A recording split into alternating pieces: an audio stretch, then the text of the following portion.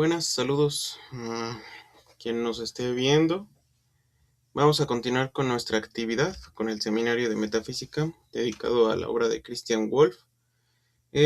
Seminario que se presenta en la Facultad de Estudios Superiores Acatlán, es el seminario de metafísica de la FES Acatlán. Y pues bueno, primero que nada una disculpa por estos tiempos, estos lapsos de tiempo tan largos en que se están presentando esta serie de videos sobre la filosofía de Wolff. Distintas peripecias nos entretienen, nos hacen demorarnos para que continuemos, pero pues aquí estamos. La última vez yo ya estaba empezando a hablar acerca de la posibilidad. El día de hoy vamos a continuar con ello. Voy a presentarles acerca de cómo se configura este concepto de posibilidad y qué papel juega en la filosofía de Wolff. Pues vamos a darle. Dice, la posibilidad no viene a configurar un principio en sí mismo, sino que es un concepto auxiliar de lo que será el principio de razón. Pero como nada en Wolff es en vano, el concepto cumple la función de hacer asequible al entendimiento el pensar filosófico y funge como un puente para lo que viene. Ya más o menos veníamos señalando que efectivamente yo existo porque no hay contradicción en mi existencia y luego por encima de todo es porque mi existencia es posible. Pero cabe preguntar si acaso la noción de posibilidad es una especie de categoría ontológica. Puedo decir que en cierto sentido sí y en cierto sentido no. Aquí ya les señalé que es un concepto auxiliar. Sí, sí lo es, porque como tal no es una ontología de lo posible. Es verdad, la definición de Wolff se comprende como una filosofía de lo posible. Sin embargo, esto posible no hay que entenderlo como arbitrario, como que carezca de fundamento, como probabilístico, sino que está fundamentado. Entonces vamos con la siguiente. Dice, el concepto de posible viene acompañado de su contrario, lo imposible, y Wolff pone un ejemplo, que arroja luz sobre lo que él piensa respecto de la nada. La nada por sí misma es imposible porque es imposible que ésta sea un ser. Sería una contradicción que esto sea, aun cuando se dijera que la nada es nada. Y justo como encierra una contradicción en sí misma, no figura dentro de lo posible. Y aquí pueden ver en la representación que puse la esfera de la nada, luego está la esfera de la posibilidad, que encierra el principio de contradicción y luego encierra el yo. La nada como tal, aun cuando se diga que la nada es nada, encierra en sí misma toda contradicción. No puede entrar dentro de la noción de posibilidad. Aun cuando se quiera hacer este juego de palabras que se diga que la nada es nada, lo que quieren decir es que el significado del concepto nada es nada, pero es caer en una redundancia. No tiene ninguna posibilidad de ser. No puedes decir que la nada es porque, porque por el simple hecho de que la nada sea. No la vuelve existente, no la vuelve algo posible. Al contrario de el yo, que es mi existencia, yo existo porque no hay contradicción en que yo exista, por así decirlo. O sea, estoy aquí porque evidentemente es contrario a mi no estar aquí.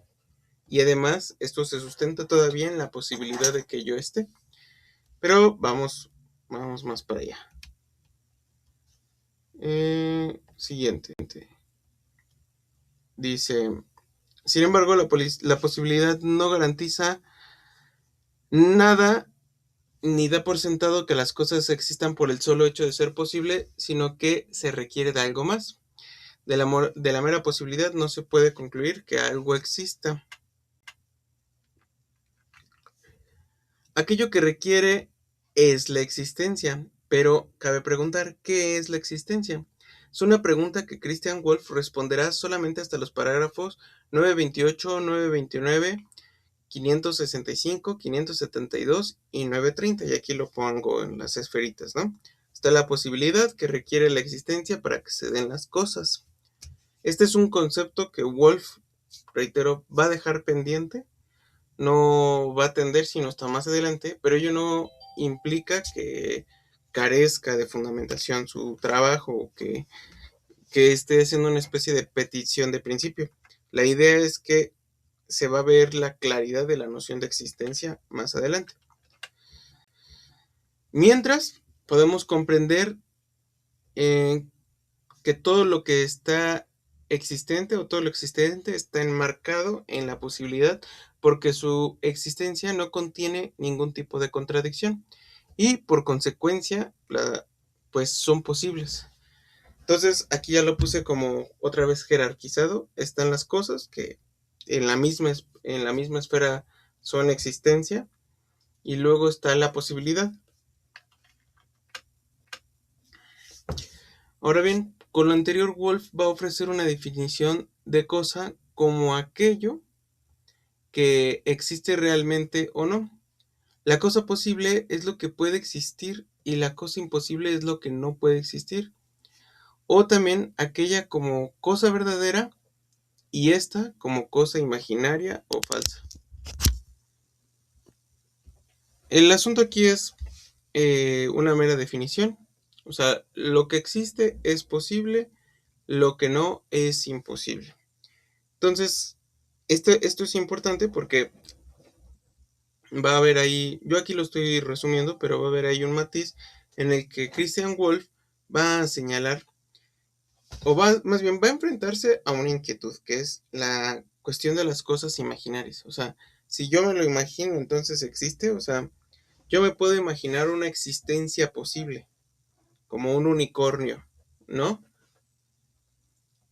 Wolf lo va a señalar, bueno, es que esté en tu imaginación no significa que, otra vez, haya una conclusión que sea de la posibilidad de la existencia, sino que, o a la cosa, sino que otra vez tiene que verse atravesado.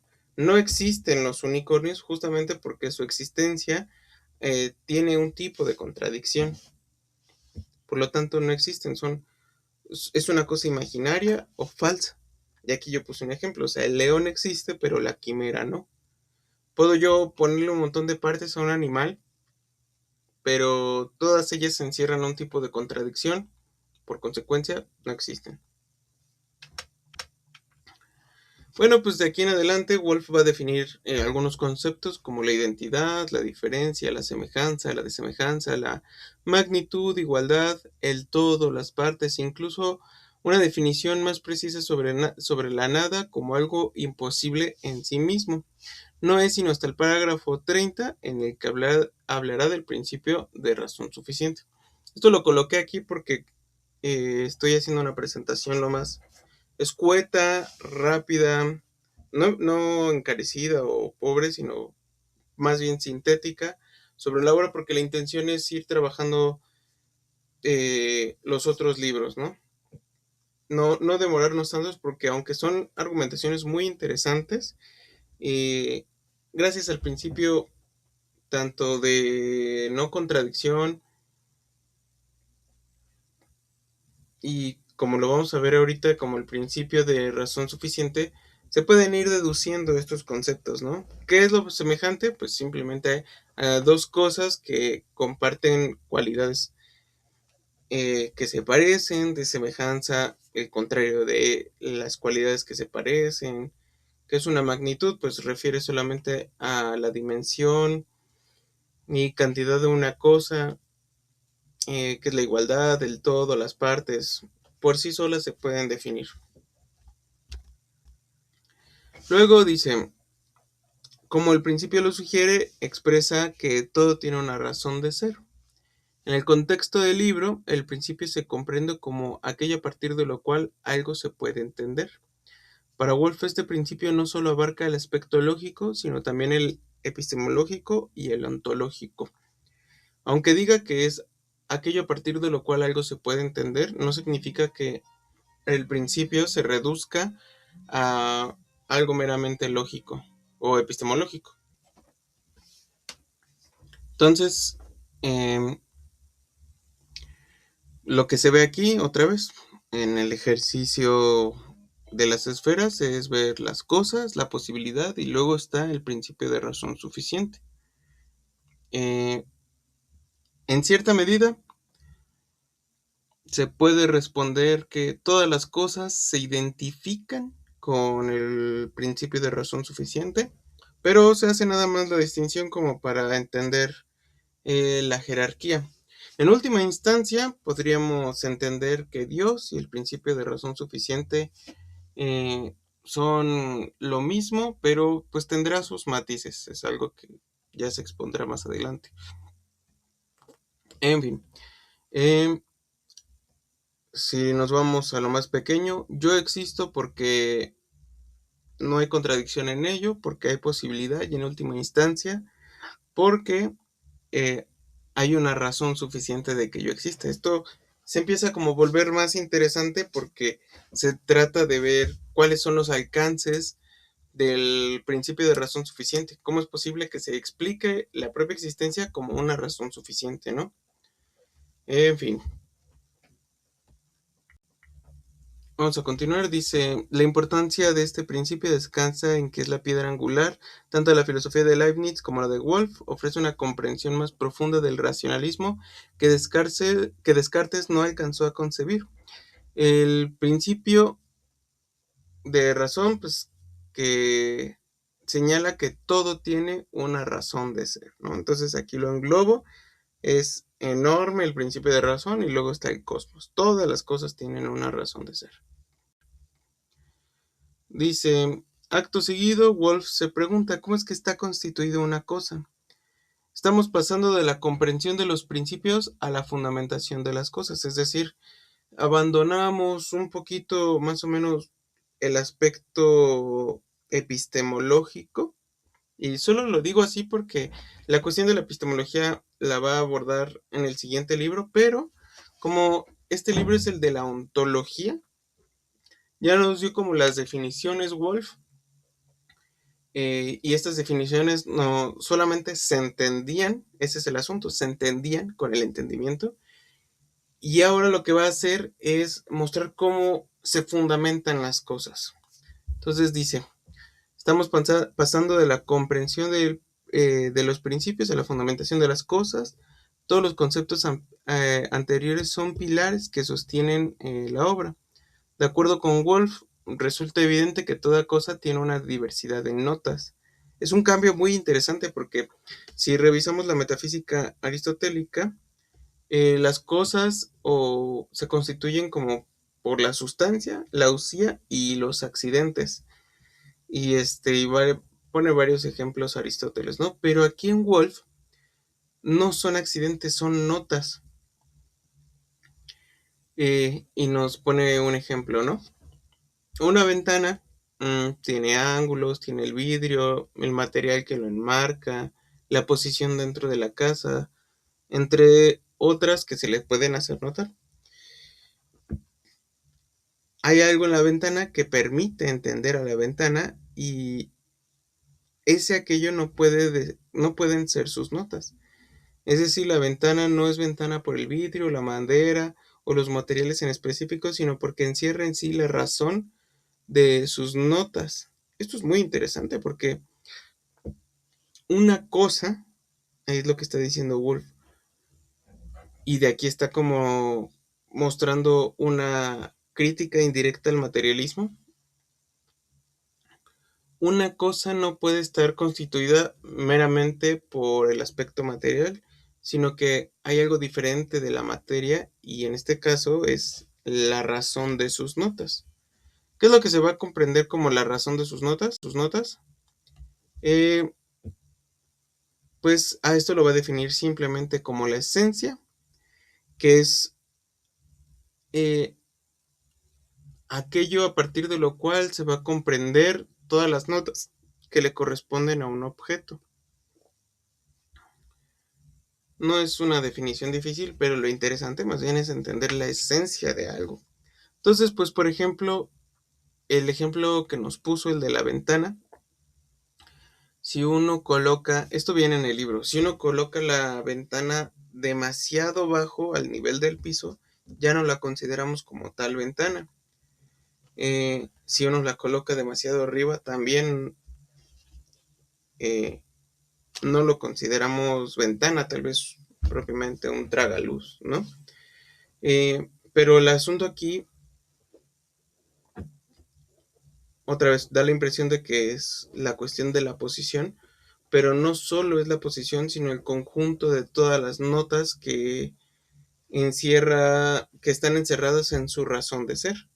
¿Y cuál es la razón de ser de una ventana? Pues que tenga cierta medida en cierta posición de la casa y con probablemente ciertos materiales. Los materiales por sí solos o juntos no dan la ventana, sino que es la razón la que le da la esencia a la ventana. Pero bueno, pues, ¿qué es esta razón? Pues la va a fundamentar de la siguiente manera. Nos dice que es lo primero en una cosa porque encierra el fundamento de todo lo demás, así como también por ser lo primero que se piensa en una cosa. Es necesaria porque encierra la posibilidad de ser de una cosa y es imposible que sea de otro modo. Esta esencia es eterna porque no tiene ni principio ni fin y además es inmutable porque si esta muta, si llegase a cambiar, ya no podría ser y por consecuencia no sería algo necesario. Es decir, la esencia de todas las cosas es inmutable, es eterna y es aquello a partir de lo cual se entiende o se piensa una cosa.